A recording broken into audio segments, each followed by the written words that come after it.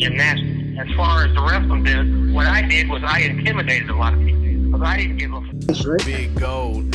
All right, we're recording. In progress. We are here at Lilas Studios, Don't wrestling interrupt. with Rip Rogers, Chris, Silvio, Susio. Take it away. He just went off the thing there, He so did. he's gone. He was on there, but now all of a sudden he's gone. He's not here. Susio has disappeared. There he is. He's back. Now he's back. All right, man, we're back gonna have to fly through this thing. We're recording. Chris Silvio, NWA Superstar, the head trainer, I think the head trainer at Death Proof Dojo. Is that right? Did I say that right? That's right. Death Proof Out of Dojo, Tampa. Are you in Tampa? Tampa, Florida, baby. Tampa, Florida, USA. baby. That's where to go. If you want to learn how to be a superstar today, Rip. Shit, I used to live off Fowler and Fletcher there. I think that's where all the hookers hung out, but what the hell, right? That's what I was about to say. I'm sure was you gonna had say, some yeah. fun with ladies of the night. I think They had some of them in drag, too. I think that's why you Yep. moved there. Well, I took Gary Albright down there, the late Gary Albright. May he rest in peace. Great amateur, shooter, you name it. hmm I took him down there, got him drunk on whiskey and something. And then I took him to see Mikey. He didn't know Mikey was a guy in drag. So I told Gary about it on the way back, and he looked at him. He says, "Take me back there." I said, "Oh, shit, this is going to be good. Gary's going to kill him." He walked up to him, looked at him. He says, "Damn, he looks pretty good." He goes, I said, "Well," he goes, "Well, I did come. So what the hell, Oh right?" my God. I'm gonna have to edit that out. Now remember, we're back to our rated. Oh, I get We're back to our confused. rated PG show. I get So I've got confused. Rip trying to do a rated like PG show for YouTube and then a rated R show for Patreon. So it's hard to get him to transition to one to the other. He So doesn't. I get confused. He gets confused. We get confused on getting out of bed in the morning. So that's So we're gonna have to do this a little bit different because we don't have time. We're gonna run about 20 minutes if you got it, so we can get Yep, we ready got for the next one. But Got it. I just wanted to catch up, man. Well, it'll take us 20 minutes to go through all the superstars that all come down from where Susio, you had Susio, you had Jimmy, you had Timmy Danger, all the top stars coming down, the Kamikaze Kid, all these guys that are big shots in pro wrestling now, superstars, traveling the world. Hey, we were just Being talking with about all- that. being with the hot women and men, if that's your choice, whatever. But Hey, are you Sure. on your phone right now? I am, yes. Can you turn it sideways for us? Or will that work? Oh yeah, much better. Much better. There Yeah, you we go. were actually just talking about that a little bit ago. While we were sitting here waiting, we were killing time. With this big hour gap that we were going to have, so we were killing some time. But 31 how minutes. about you and Jimmy coming down to OVW? Now, where were you? Were you guys? You were Virginia, right? Virginia. Yep, Richmond. Yep. And now you're NWA. Jimmy's WWE NXT. It's like 20 years later. The Kamikaze Kid and Susio, totally awesome. How about that shit, man? That's just awesome. Thanks, man. What's cool about it is when we walked in, I still remember like it was yesterday. Like one of the first people I worked out with was you, Lilas, and you're 6'5", something. I was super small when I got to OVW. I probably weighed 140 pounds, 5'6". And Jimmy and I walked in and we realized we were the two smallest guys other than Fang and Sonic. So it was like, how the hell are we going to do this? These guys are giants. What the fuck are we going to do? Fang was So we had to work. Fang was 126. Yeah. Official So weigh-in, we had to Fang, figure it out. 126. That's awesome. Yeah, we had to figure it out, work extra hard, do some entertaining skits and stuff to get noticed. Then once we got noticed, everybody could see, oh, these guys can kind of wrestle. And Yeah. then I owe it all to Rip for teaching me psychology and how to work. Then I was able to put that stuff together to, Rip always said, like, if you learn the job and learn how to work, you have a spot anywhere in the world if you want it. You just got to pursue it and keep going. Like, there's 60 million no's you're going to get along the way. But if you just keep at it and find your niche, Jimmy found his niche with production and videos. I found mine with wrestling internationally, with coaching, doing the podcasting and stuff like that. So we just kept going, man. And it's pretty cool that, we were the two of the most unlikely candidates for success, and we found a degree of success each. So all thanks to OVW and brothers like you and Rip. Ah, that's awesome, man. I didn't do fuck all. Oh, was you did just too. I was just the leader of all the convicts, is what I was. I was like You were. I was like You Al were that. Capone with all the hoods in here, and just threw the ball out there, and you guys did the work. You Yeah. guys pushed each other. You treated each practice like your Madison Square Garden. I didn't have to tell you that. You guys knew what to do. And when any somebody else was come in, you knew how to get on them and push them and tell them to get in line and do what the hell they was told. And probably 3 months from now, you would start to figure it out a little bit. But if not, you're not going to figure it out anyway. So just get in line and copy. Do the same shit everybody else is doing. Make yourself at home in that ring. You want to be at home in that ring more than any place there is in the goddamn world. How long have you and Jimmy been to?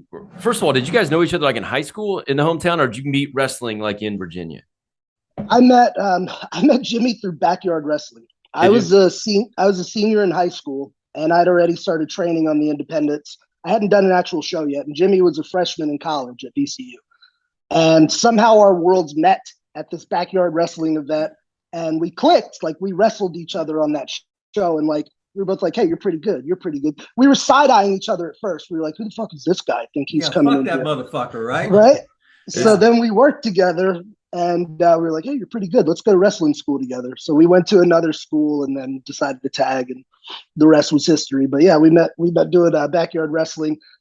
We wrestled for about 6 years before we came to Rip.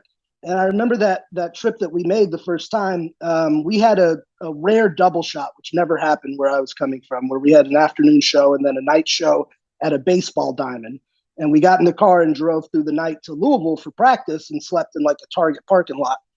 And when I got in, Rip let us in, and he buried my wrestling T-shirt I was wearing. I'll never forget that. I'm like, how you doing, sir? My name's Chris. And he buried my T-shirt. And then what was it? It was a Bret Hart T-shirt. No. And then we went in and had the practice. And Lilas, you were one of the first people that I trained with that day. And I remember being terrified of you, because if you don't know fucking Lilas, sorry, PG, if you don't know freaking Lilas, oh, you're fine. He could be an intimidating man. And, he was kind of gruff back in the day and took his stuff very seriously.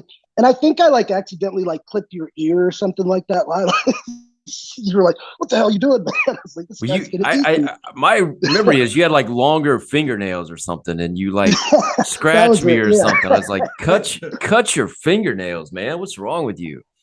Yeah, that was an asshole. Yeah, you were just a prick. Yeah, but they were cool. I was like, because you guys came in. I don't want to say cocky, but you've been around, so you could, you had some experience, and I felt like a lot of time when guys came in that had some experience, sometimes they were perceived as being know-it-alls. I'm not saying that that's how you guys were, but that's that was kind of the thing. So just another guy. I wasn't know-it-all until Rip showed me I didn't know shit. I wasn't know-it-all. So you're correct. So that was probably more that. But then once you get to know people, and the people that we were also just talking about, some of his quotes in the book were people weed themselves out. If you weren't legit, you weren't going to show up. You weren't going to keep showing up. So once you keep showing up and keep going through the shit, then there's a mutual respect right away after that starts happening, no matter what. So, well, some of that too, is the competitive nature that people have, and I know I always had it. When I went in there to show all you guys up, I just didn't have the skill set at the time to do it. I didn't realize that until I saw how much was left to learn, but that's probably a good reason why. I didn't come in to F around. It was I'm going to come in and be better than everybody here. I'm the smallest guy. I got to be amazing. So that probably explains why I had a little chip on my shoulder. But it all worked out in the end. Yeah, it was awesome. So you mentioned the skits. We were talking about those skits too. The Susio, wherefore art thou, Susio? Would you guys just sit around and think of this shit, or where'd you come up with those things, man? That was awesome. What they're referring to is Romeo and Juliet balcony scene that myself and Kamikaze Kid performed on. We actually did it as a rib in class one day. At the end of class, we would all do promos, and it was the coveted spot for promo class was the last spot. Whoever main evented promos, they had the spot. So we found ourselves there, and we're like, we got to do something big to hang on to the spot. We used to watch a lot of 80s sitcoms together. On our off time when we weren't wrestling or working, we would watch 80s sitcoms. And I thought it was so funny that every 80s sitcom had the episode where the kid made the Romeo and Juliet play, and they would have to do the balcony scene, and they were nervous about the kiss. So I remember saying to Jimmy, wouldn't it be funny if we did that on wrestling? And then his crazy mind just goes into overdrive from there. Yeah, I'll be Juliet. And I'm like, oh, yeah, then get a bra from Josie. and all went from there. So how it ended up happening on TV is Jimmy was at the top of the crow's nest at OVW, DCW, and he had Josie's bra on, a terrible wig. I don't think he had a dress, but something covering the bra. And I climbed like a little ladder to do the balcony scene. Mm-hmm. And right before the kiss could happen, somebody came out and busted it up or something like that. Rip just thought it was hilarious when we did it in class. So he was like, hey, next week we're going to do that on TV. Like, what, we're going to do this on TV? All right, cool. So it's the first and only, I believe, in wrestling history where two men did the Romeo and Juliet. Two heterosexual men did the Romeo and Juliet. with very little attraction for each other, they forced themselves to do it for the good of the company. Yeah. Very, very little. Of course, there was a bone check, and I saw some blood down there on both of you. So what the hell, right? There was. What's funny about that, though, Rip, is like that was Jimmy's cup of tea. Like, you've known me for years. I'm all about the wrestling. I want to get in the ring and be a great wrestler and just be a technician, make everything look good. So Jimmy was the out-of-the-box creative guy. So that was not in my skill set or comfort zone at the time at all. So I would just kind of have to, as a performer, just let it go as much as I could out there and kind of let Jimmy drive during that. And I would tell him, hey, I'll handle the lifting in the ring. You handle the lifting with this stuff, and we'll put it together and hopefully make it work. So that was really hard for me to do the goofy stuff. I never liked doing it, but I just wanted to get ahead and, get us noticed. That's awesome. So you guys were in OVW for quite a while. I think I'd probably left before you did. What was the, I don't know, reason or the end of your time in OVW, and where did you go after that? I took a couple sabbaticals from OVW. One was when I was working a lot with Ring of Honor, and yeah, that's right. I'd separated my shoulder at a house show in like E-Town, one of our small house shows, and I couldn't get it fixed because Al had made me TV champion, and I had to keep defending the belt, and I didn't want to lose it. And I remember I'd asked for like a week off or something like that so I could heal up before ROH, and it was determined I had to make the shot because no one else could do it or whatever. So I just got so banged up that I needed to take like, 3-4 months off just to get my health in order. That ended up turning into about a year off. And then I'd come back and did some business there. And then finally I was moving out here to Florida. So that, caused me to cut ties completely. And I went from OVW to England for about 6 months and then came here to Florida and been here ever since. Now, you were doing this stuff in like Italy though for a while or something, weren't you? Yep. I helped organize a company in Italy and put together a wrestling school. It's called SIW Wrestling, Superior Italian Wrestling. Is it still going on? And, yep, they're doing very well. They got TV out there. They do their I think it's bi-monthly pay-per-views. They're doing really well. They got a school with probably 60, 70 students. When I started working with them, they knew some stuff about, it was much like when I got to Rip, where they knew some wrestling moves, but no one had ever sat down and taught them the business. So like they weren't sure how to make money. They weren't sure how to maximize their gates from their shows. Like they were kind of losing money or breaking even on everything. So I kind of sat down with them, explained the business and then started teaching them psychology.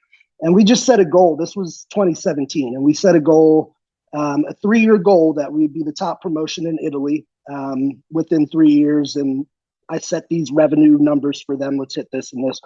And everybody there just really embraced it and ran with it. And within about 2 years, we'd reached all those metrics that I set for them. And now they're full steam ahead. I haven't been able to go back since the pandemic. So they've been running themselves. My boy, Alex Flash, is the owner. And he's just took like a fish to water to the wrestling business and is doing a fantastic job running it. They're doing great, man. I'm super proud of them. That's awesome, man. That is great. So I know you said that Rip, we're going to go back a little bit and then we're going to go to today and then we got to get off here. But I know you said Rip said something about your Bret Hart t-shirt when you met. Give me another like impression, a memory, something when you first met Rip. Had you ever met him before, talked to him on the phone, anything besides showing up? Did you have any idea what you were getting yourself into when you were going to OVW to train with Rip Rogers? None. I've heard of Rip, but social media was not what it is today. And Rip certainly wasn't on it. Rip didn't even text at the time. And there were no YouTube videos on on Rip, I believe at the time. It was like '06. So no, I had no idea. I think I talked to Rip on the phone like the day prior. I was like, hey, I'm driving up. He's like, okay, I'll meet you at this time. Here's the address. And I went up there. So I don't know. It's always intimidating when you meet somebody like that. You're like, oh, I want to make a good impression. So I think, but I think No it was matter something like what no matter what shirt you had on, Yeah. it was going to be the same thing. exactly. I think he said something like, I don't know, so you're a mark or something. And I go, well, no. And he's like, okay, come in. It was something like that.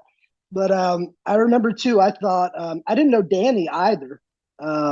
So that was pretty interesting. Like where we came from, it was always a question, was it the WWF Danny Davis or was it the Memphis Danny Davis?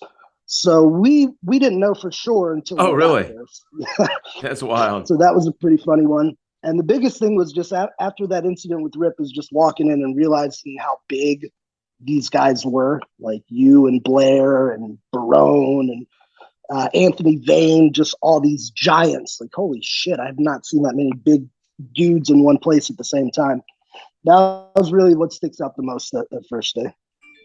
That's you remember the guys coming in? So do you remember the t-shirt thing? Do you remember saying No, that kind I of don't shit? remember. You know, I just remember I was going to test them right away to see where their attitude was, whether they had fucking balls, whether they was going to be pussified or whatever the hell it was.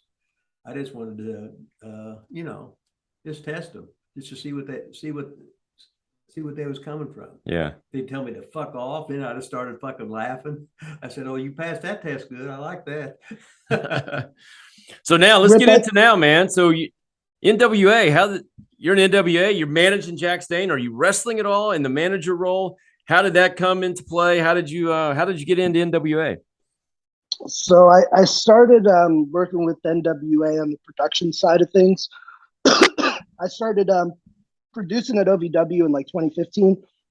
And then I took that with me pretty much everywhere I went after. Did some producing in England, quite a bit in Italy. Then when I came to Florida, I started doing my own events. So I've just been developing that over the last few years. I had an opportunity when they did their first Empower show to come out and help agent the big Burt Cup match. It was like a 10-woman gauntlet battle royal style of match. And as you guys both know, you could see the difficulty in laying something like that out. Yeah. So I was able to help put that together with some other really talented women and me and Brent Baltimore. So I did a good job there and ended up after that, it was only one night and I ended up working the NWA pay-per-view and tapings the next few days. And it was just kind of a thing like, hey, you want to come back next time? Yeah, cool. So I just kept showing up, doing the production stuff, ended up doing some agenting as well and producing promos. And something came up where they needed a mouthpiece for Jax. And somebody said, what about Silvio? And as Rip always said, I just raised my hand and said, yeah, we can do it. They liked my promo. And I didn't really, to be honest, I didn't really like the character at first. I thought it was kind of silly. Again, going back to my, I don't like doing haha, I'm a wrestler. But I figured it out over the course of a few months. I'm like, okay, I'm going to figure out how to play this guy like me and make it work. So I started doing some more serious old school style heel promos to get heat out of it instead of laughs. And now I love it. Now I've been having a blast with it. The thing. It's pretty wild. And Jax Jackson, were you in OVW when he was down there? No, but I knew him from the indies in the area and from Impact. But yeah, Jax is awesome. We get along super well. And we're hitting our stride now where it's kind of like the opposite of me and Jimmy as a tag team where I'm like, Jax, on the mic, let me do the heavy lifting. I'll get us so much heat in the ring, you kill everybody. So we've got that together like clockwork, and we've just been crushing our segments, and we're working really well together. So I'm not wrestling at the moment. As you guys know, I had some health issues over the last few years that I've been taking more of an out of the ring role, but I'm in good shape. I feel good. So you never know what's going to happen. Yeah, you look jacked, man. Saw you. Thanks, man. Bunch of OVW people in that locker room too. Bro, it's all OVW. Yeah. Aaron Stevens, Elijah, myself, JTG. There's a lot of guys that that I see there. There's probably like, I can't remember everyone off the top of my head, but there's probably 8 to 10 guys that are. Yeah, we've had a lot of them on the show too. Hey, none of them were late either. Everybody was on time that we got from NWA on here. Just let you know that. Hey, we ask everybody. You got an in with Billy Corgan. That's our goal, man. We want Billy Corgan on this show, Wrestling with Rip Rogers. Can you make that happen by chance? I can't promise, but I can definitely direct him to the show, and that you guys are interested in having him on. Oh, we'd love to have him on. Yeah, that'd be awesome. Put NWA over, put Billy Corgan, put all you guys over. NWA is probably our favorite wrestling promotion, isn't it, Rip? Yeah. You know how I feel about WWE, and you know how I feel about AEW. So, hey, NWA. That's right. We're going to be in New Orleans. We're going to be in New Orleans the 12th and 13th of November for Hard Times 3. Big pay-per-view coming up. Oh, is that right? That's cool. Yep. All right, let's get a plug in for your dojo, man. Get a plug in there. Let's hear all about it. Yeah, plug for my dojo, Death Proof Dojo in Tampa, Florida. We run this like a very hard-nosed combat sports gym, like in amateur wrestling or MMA gym. All of my guys are taught how to shoot on the mat. They're taught striking. They're taught submission, and then the art of pro wrestling, psychology in various styles. Like I'll train the guys in Southern style wrestling. I'll train them in lucha libre style, Japanese style, English style. I just want all of my guys to be kind of this hybrid style. So kind of just expand on the lessons Rick gave me of if they go anywhere in the world, they'll be able to adapt and work with those guys. Like some of my bigger guys that aren't the smoothest, I teach them how to base for everything. So in the event they get to a Mexico or Japan, yes, they're not going to be the ones doing dives and flips and stuff, but they're going to know how to take the other guy's stuff and insert theirs where it makes sense. So I kind of tell them, look, you do your stuff, let them do their stuff. Right. And we'll put it all together, and you can work anywhere. So it's just a hybrid of combat sports fighting and every style of professional wrestling, and they're doing good, man. My team has been pretty consistent over the last 2 years of getting television opportunities and bigger work opportunities. So I do it a lot like how Rip ran with us. Like if you show up to class, you put in the effort. We're going to teach you and we'll vouch for you. But if you're half-assed, you come in once a month, there's not much I could do for you there. So it's been good. And I've got a former OVW alumni, Coach Rick Victor. He's helping me out on the coaching staff there. My old partner. Job. I mean, yeah, my Southern Tag Team champions, one of my biggest rivals as well. APOC, Rick Victor of the Ascension is also at the dojo. That's awesome, man. Yeah. Hey, I'll be down there. I'll be down there next for his wedding. I'll be down there for his wedding. Come on by when you're here. Yeah, I'll go. Yeah, throw some chops at me. I'll bring my boots. Yeah, throw some chops at me. Remember that match we had where I had you chop me like 27 times? No, I don't. I usually don't chop that many times. I like to do a couple typically. I just remember the match where we wrestled the like Los Locos or whatever on, I think it was OVW, and we were doing DCW after. They were all pissed about something, said I wouldn't cooperate or I wouldn't listen to what they wanted to do. So then I came to the back and we were doing DCW next, and me and APOC were working you and Jimmy. I was like, hey guys, what do you want to do? I'll do anything you want. Let's right in front of them. Yeah. Oh, they were so pissed. Oh well. This match that I'm referencing, Jimmy had left and I was trying to be a singles for a while, and I wanted a match with you. And I knew how it would work if you trusted me, and thankfully you're like, oh yeah, I'll do it. All I gotta do is chop you. I was like, Lilas, I don't want to get anything in. I just want you to keep chopping me, and I'm going to keep getting back up. And then buried my chop. Yeah. Uh-oh, we lost you. And hold on. We lost you. Okay. All right. You wanted me to keep chopping you. You wanted to keep getting back up. Go ahead. You're back. I didn't get any moves in. All I got was the threat of a move where I ducked one of your chops and went for like a drop kick or something. You swatted it, chopped me, and pinned me. But when you left the ring and I was in the ring, the audience came up for me. And I knew it would work. Just getting the sympathy of you whooping my ass, but me not quitting would work. And then I was pretty much set as a. That's awesome. And I don't know. We're getting a bad signal now. I remember doing that once with Fang too, which I think you threw in the towel for Fang. Yep. You remember that? After my match, because it worked so well that they booked that. No, but I'm sure it happened. It makes sense. I think you were at the. I think you Sounds were like something I'd do. I think you were at the desk with Jimmy, maybe, or something. Mhm. DCW, and you came in and threw in the towel or whatever. So, all right, man, we got to get rolling. We got the next one coming up. So thanks so much for coming on here today. Really appreciate it. Chris Silvio, NWA. What are you, NWA star? What are you, NWA what? Just NWA? Chris Silvio Esquire, NWA Megastar. There you go. You can do it way better than I can. Thanks for coming on. Check him out. Go to the dojo. At Chris Silvio. He's got all kinds of shit going on. Any last words, Rip? He's over. Can you hear Rip's phone dinging, dinging, and dinging, and dinging? I can. He's got those sexting alerts. It's going to kill this whole thing, man. No, what it is you posted one of them things, right? Well, you told me to. I know that, but then all of a sudden, you had it on something I didn't know how to do, and now all of a sudden everybody's just dinging me or whatever. I said, what the hell? Never a dull moment here at Lilas Studios. All right, thanks, man. All right, boys. See you. Have a good one. All right, guys. See you soon. All the top stars. Bye.